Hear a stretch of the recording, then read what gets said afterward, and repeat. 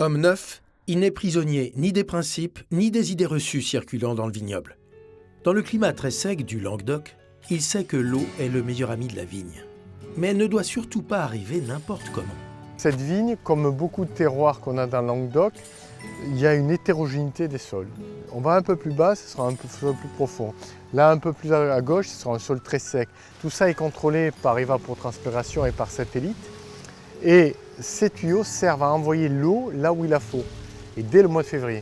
Un peu comme ça se fait en Italie, dans les régions de la Haute Adige, où il n'y a pas assez d'eau des fois en hiver.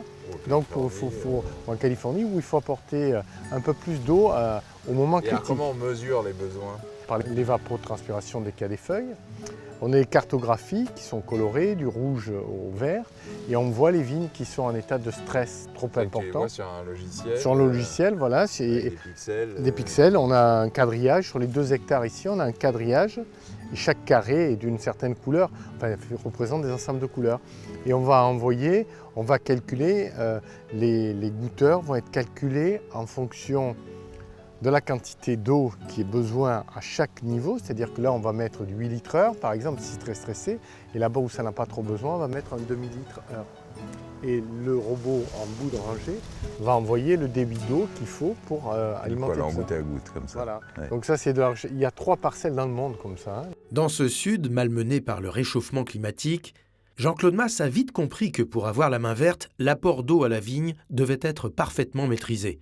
Il en a même développé une idée forte, à rebours d'un dogme souvent asséné. Non, la vigne ne doit pas souffrir pour produire du bon vin. Je n'ai jamais mangé de bons fruits sur des arbres qui ont trop souffert. Soit la peau est trop épaisse, ça fait... non, la vigne doit être en pleine santé, en plein équilibre, et pour arriver à amener à bien ces petits que sont les fruits. Et donc le stress, oui, mais ménager. Il ne faut pas que la vigne se bloque.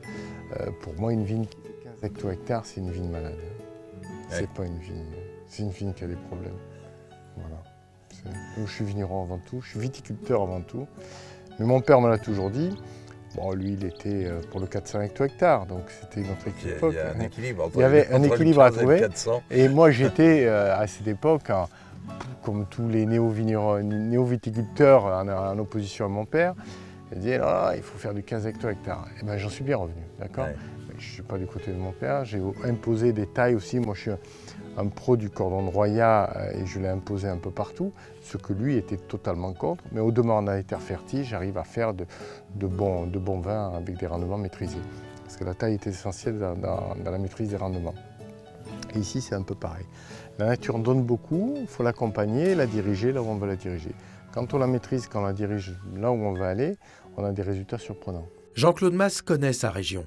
Il en connaît ses forces, mais aussi ses faiblesses. Il sait ce qu'il faut lui apporter pour qu'elle donne le meilleur. On ne va pas citer les grandes régions de France qui font des très bons vins et qui ne voient pas l'eau. J'en connais pas, mais voilà. Et il y en a qui ont cru qu'ils faisaient des grands vins et qui ne voyaient pas l'eau et qui sont morts aujourd'hui. Donc c'est un peu... non, je pense que l'eau est un élément essentiel de la vigne. Une vigne doit être un peu contrainte, on doit l'accompagner, on doit accompagner la nature dans la manière dont on la taille, dans la manière dont on cultive le sol, mais elle ne doit jamais être en une situation de stress important. Ça ne peut pas. Je ne connais pas un bon fruit qui soit fait à partir de plantes qui stressent de manière extraordinaire. L'eau et le bien-être de la plante, voilà une idée bien ancrée dans la tête de ce vigneron pas comme les autres. Mais il y en a une autre, encore plus originale, dans une France si attachée aux hiérarchies et aux catégories administratives. Le vin de cépage, c'est lié à une histoire, à un terroir.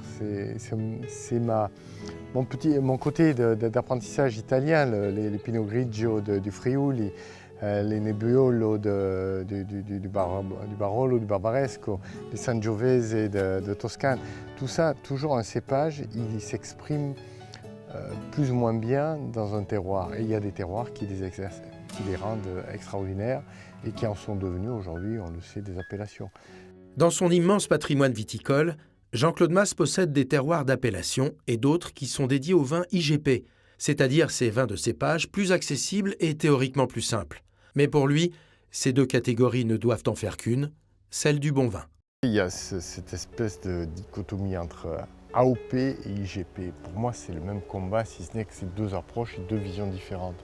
Une qui respecte et qui protège davantage la tradition, une qui la fait plus évoluer, mais elles peuvent évoluer ensemble. Je pense qu'on peut les faire, créer une synergie entre ces deux approches plutôt que les opposer. Ce bien-être mesuré de la vigne doit aller de pair avec une culture respectueuse des sols et de la nature. Jean-Claude Mas cultive beaucoup de ses vignobles en bio, certains en biodynamie, mais tous obéissent à des principes simples. Il n'y a aucun herbicide ici, aucun insecticide. L'épampage se fait manuellement. On est dans une culture qui n'utilise que des produits organiques. En Languedoc, la vigne est dans son élément, et ça se voit. En dégustant beaucoup de ces vins, je suis frappé par leur vitalité. Ces principes, Jean-Claude Mas les développe avec méthode partout où il arrive, avec toujours une conviction forte, celle du respect de l'environnement et de la biodiversité. Cette chance qu'on a ici, c'est que grâce à cette biodiversité, on peut produire du raisin de manière, on va dire, de manière respectueuse de l'environnement le plus possible et le mieux possible, parce qu'on n'a pas les influences urbaines, on a vraiment... Ça donne quoi le fait que ces vignes soient au milieu de bosquets, dans un environnement comme ça, où il y a du soleil, de la faune Plusieurs choses. Tout ce qui est insectes, ça crée un équilibre. Donc les insecticides, on ne connaît pas trop ici. Au niveau des maladies, type oïdium, on n'en voit pas. Mildiou, on peut en avoir un peu. Mais l'équilibre se fait assez naturellement. Pas la peine de trop traiter. Après, le côté négatif, c'est que là, je viens de constater que mon merlot qui est bien mûr, il y a des grosses bêtes noires là, qui ont mangé pas mal. Donc, oui, ça, c'est des grosses bêtes, des bons qui... sangliers. Alors, moi, je suis toujours frappé par l'énergie, le dynamisme qu'ont les bons vins bio ou biodynamiques, enfin, en l'occurrence bio, là. Ouais. On sent quand même une Syrah qui a du nerf, qui a certaines fougues, mais en même temps, en étant racé, il y a des tanins très fins. Ouais. Et ça, c'est vraiment c'est sûrement le terroir, mais c'est aussi ses conduites en bio. Le terroir s'exprime d'autant mieux qu'il est cultivé de manière traditionnelle, biodynamique. Avec un tel bagage, Jean-Claude Mas était prêt pour l'aventure du métier de vigneron. Elle va l'emmener loin.